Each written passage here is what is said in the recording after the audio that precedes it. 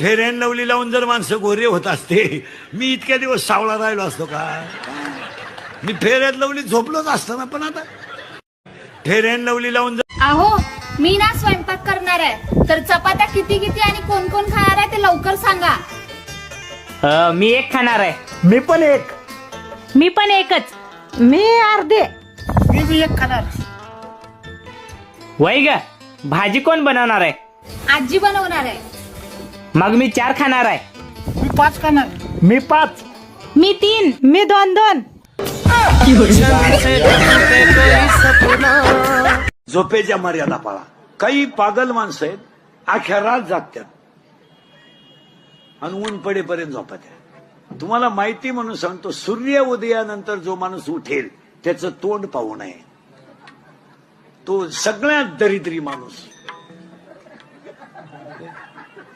सगळे भजन्यांसकट काय तुम्ही 12 वाजेपर्यंत भजन करता म्हणजे काय देव बोखंडी घेत नाही तुम्ही. आणि बापाला विचारलं तुमचा मोबाईल हो क्लास. रात्री 11 वाजेपर्यंत गुरुजी 9ला झोपलाय. पोरींच्या आयांना विचारा ना, तुमचा मोबाईल लागत नाही. गुड्डीचे क्लास. आणि गुड्डी सारखी स्टडी करते, सारखी स्टडी करते. गुड्डी भांडे घासत नाही, गुड्डी कपडे धुत नाही, गुड्डी कपड्याला घड्या घालत नाही, गुड्डी चपात्या करत नाही. गुड्डी सारखी स्टडी करते. अहो गुड्डी स्टडी कुठं करते? वरच्या मजल्यावर पाहायला गेलं गुड्डी नाही, स्टडी नाही. गुड्डी गेली पर्यावरणाचा अभ्यास करायला. आणि बापाला विचारलं तुमचा मोबाईल हो क्लास. रात्री 11 वाजेपर्यंत गुरुजी 9ला झोपलाय. पोरींच्या आयांना विचारा ना, तुमचा मोबाईल. मिवनीच्या ऍडमिशनची याला काळजी, थोरली मिवनी बाळातपणा राहील त्याची याला चिंता, लहानी मिवनी परीक्षेला गेली 12वीच्या, मग येते का नाही तिला सापडून आणा याला आठवडा गेला, मग ती का निकालच घेऊन येते काय? यांना इकडे पाहिला वेळ. मिवनी पण काय पण म्हणा, मला तुझ्यासोबत लग्न करून लय फायदा झालाय. कोणता फायदा? मला माझ्या गुन्ह्याची शिक्षा याच जन्मी मिळाली. हो ना. तुला इंजिनिअरिंगला भरावं लागले 10 लाख. किती काढा बरं का हिशोब, शिकलेली पोरं. किती भरावं लागले तुम्हाला? 10 लाख. इंजिनियर पूर्ण व्हायला खर्च आला 10 लाख. पर वही पेन सगट.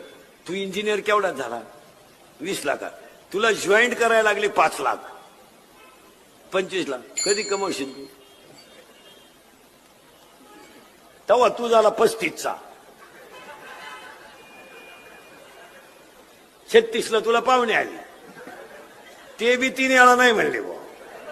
हाती आला असं करता करता 38 आलं. 40ला तू पिवळा झाला, 41ला बाप झाला, 42ला शुगर आली,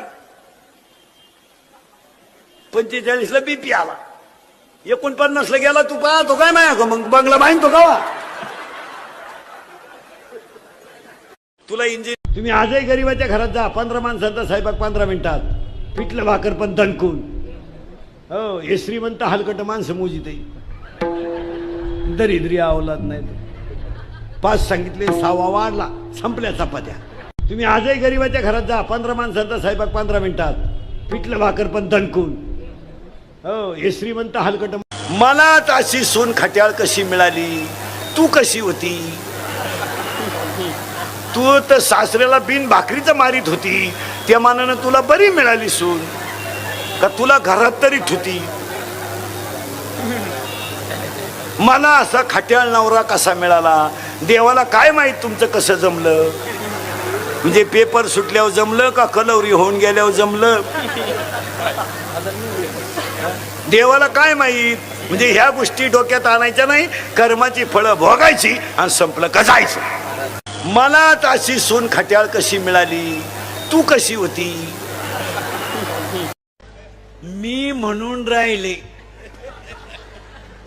नाही तर दुसरी राहिली नसती. तू का नाही उलातली कुठं? त्यानं दुसरी केली असती.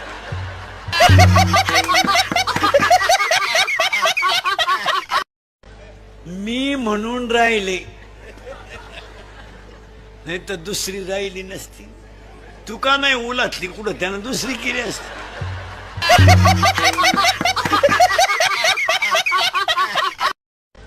मी म्हणून राहिले, नाही तर दुसरी राहिली नसती. तू का नाही उलातली कुठं, त्यानं दुसरी केली असती. दोनदा सरपंच केलं तर तुला, तिसऱ्यांदा काला फॉर्म भरायचं. तुला भेजा बिजा आहे का नाही, का गाव वारलं का तू एकटात राहिला. एकदा आपण इच्छा आहे, काय इच्छा तुझी, कावळा शिवा का तुला, काय इच्छा आहे. उलट पोरांना म्हणलं पाहिजे, पोरं तुमचं तुम्ही करा, अडचण आली तर मला सांगा. पोरं तुमचा फोटो लावतील ग्रामपंचायतीत. ते लिहिलं सोडून एखादा इच्छा आहे म्हणे, आणि काय एकदा कवर एकदा पेनच टाकानं सही कराया. लकवा गेला हातावर त्याच्या, 6 अर्ज फाटली पण सही होईल. ग्रामसेवक म्हणला फॉर्म नका भरू तुम्ही, फॉर्मच संपले तर काय भर. त्यानं जेवरास काढून आणला पण भरलाच. दोनदा सरपंच केलं तर तुला, तिसऱ्यांदा काला फॉर्म भरायचं. तुला भेजा बिजा आहे का नाही, का गाव वारलं का तू एकटात राहिला. एकदा आपण इच्छा आहे, काय इच्छा तुझी, कावळा शिवा का तुला, काय इच्छा आहे. उलट पोरांना म्हणलं पाहिजे, पोरं तुमचं तुम्ही करा, अडचण आली तर मला सांगा. पोरं तुमचा फोटो लावतील ग्रामपंचायतीत. ते लिहिलं सोडून एखादा इच्छा आहे म्हणे, आणि काय एकदा कवर एकदा. आतापर्यंत आपल्याला दुनिया बोलली असेल, पण आपल्या बायको इतकं हलकट बोललो कोणी. काही बोलत हो, दीड दमडीची बायको वाजीत आणि आपण फुलाच्या गाडीत बसून, आणि ती कुशाला आपल्याला म्हणते तुमच्यात गाडवात फरक नाही. शेजारची बाई काम नसताना आजपासून आपल्या घरात येता कामा नाही. स्ट्रिक्ट तिला आता गेलं गेलं सांगायचं, बाई मी कीर्तन ऐकून आले, तू तिकडे उलट आपल्या घरात यायचं. ती जर म्हणली तुला साखर उष्णी लागत, ती डब्या सगट ने बाई, डबा सुद्धा तुला घे, पण आपल्या घरात तो यायचं नाही.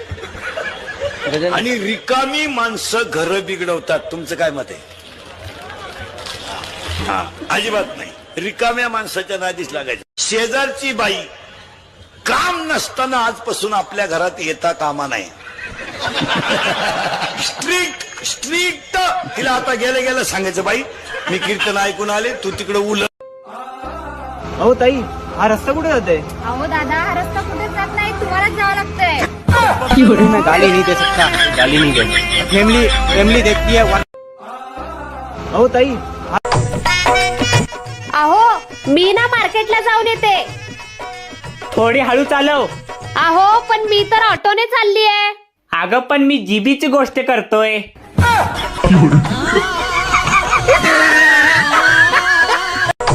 मग कधी ध्यानात ठेवायचं, भावाची पोरगी करायची सहसा टाळावाच. टाळावं नाही म्हणजे करूच नाही. जर कोणाचं जुळत आलं असेल तर त्याला दुपारी फोन करा, भाऊ मी कीर्तन ऐकलंय, तू तिकडं कोणलाही दे. नको. का उत्तर नीट आहे का महिला मंडळ. का काही झालं तर तो सुनेचा बाप आहे, आपला भाऊ आहे. इथं फरक आहे. उद्या जर भांडण झालं तर तो मुलीचीच बाजू घेणार. तो आपल्या गुड्डीचा काय दोष नाही, आपल्या बहिणीच्या डोक्यात फरक झालाय. आता येईल मकर संक्रांती, सुरू होतील हळदी कुंकाचे कार्यक्रम. मी ऐकलंय हळदी कुंकू सौभाग्याचं लेणं असतंय, पण त्या कार्यक्रमाच्या वेळीच सौभाग्याच्या लेण्याची होती अडचण. अहो जरा बाहेर जाता का? कैसी लड़की चाहिए तुम्हें? जिवंत पाहिजे. काही लोक 9 दिवस नवरात्र करतात आणि दसऱ्याला मटण खातात. ही पिका रावला दे, याचा काय विषय सोडून द्यायचा. त्याला काय ती निर्लज्जाची. आपण वाघाला घाबरत नाही, बायकोला घाबरतो. शिळीचा बोकडा ऐकायचा असला तरी माणसं म्हणतात तिला विचारू. आता बोकडा शिळीचा तिला विचारायचं काय करणार.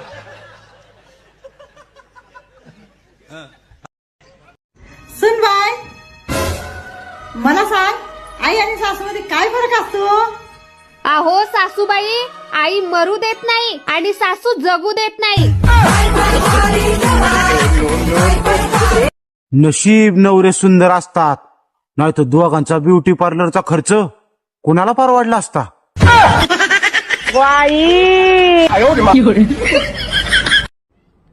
बायकोला तिळगुळ देणं ही श्रद्धा आहे, पण तिळगुळ खाऊन ती गोड गोड बोलेलच ही अंधश्रद्धा आहे.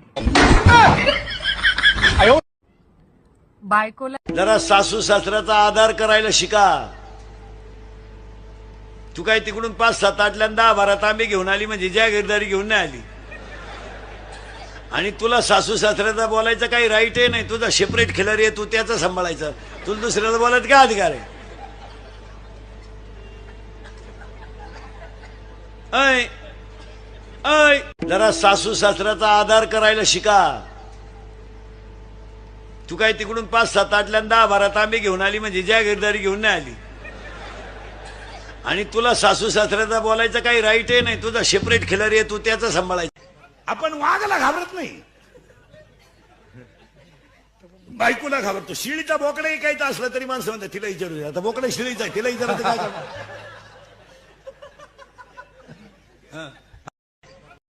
आपल्याकडे काय जमीन विकली, ट्रक घेतली, तिच्या लिहिलं आल्या घरी सुखी राहा.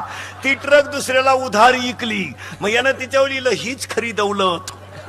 आणि ती ट्रक बँकेनं ओढून नेली, मग याने लिहिलं नादच खुळा. घेतलीच का? हो, ट्रकवर सगळं गबाळ लिहिलं, घरातलं बंटी वंटी संटी फंटी गुंटी, आणि त्याच्या खाली बारीक अक्षरात लिहिलं बँक ऑफ महाराष्ट्राच्या सौजन्याने. कशाला घेतलं येड्या? लोक इस्त्री पाहतात, कर्ज पाहत नाहीत. लोक गाडी पाहतात, तिचे हप्ते पाहत नाहीत. आपल्या घरात काय कालवण होणार आहे हे सासूपेक्षा अगोदर येईन हिला जास्त कळतं. सासूला तर शिजल्यावर माहीत झालं, पण काय शिजायचंय हे शिजवणाऱ्याच्या आईला अगोदर माहित असतं. आपल्या घरात काय कालवण होणार आहे हे सासूपेक्षा. असा नियम आहे, सावळी बायको असावी कधी. ज्याची बायको सावळी संसारच खास. यांना काय आखली आहे?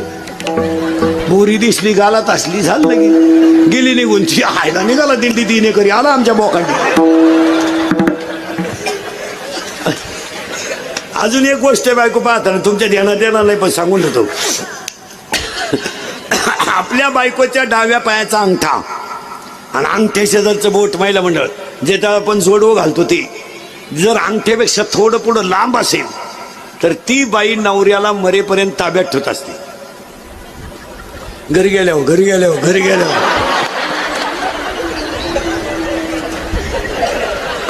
तुम्ही का लगेच पाय. बायका भाकरी करताना भजन नाही करी, शिव्या देती. मेला माय नशिबी इकडून आला, पार त्याला मिळत नव्हती, तेव्हा लय मिस कॉल देऊन रिंगा द्यायचा. काही माणसं जेवताना टीव्ही पाहत, जेव्हा त्या जाहिरात आली तरच चपाती मागत आहे, नाही तर चपाती सुद्धा मागत नाही. काही लोक झोपताना टीव्ही पाहत झोपत, टीव्ही चालू माणसं झोपेल. कुत्री टीव्ही पाहत्या काहींच्या घरात. मग कुत्र्यानं टीव्हीत कुत्रं पाहिलं, मग हे कुत्रं त्या कुत्र्यावर धावलं, तेव्हा झोपेल कुत्रं उठलं. एवढे कुत्रे आले कुठून बा.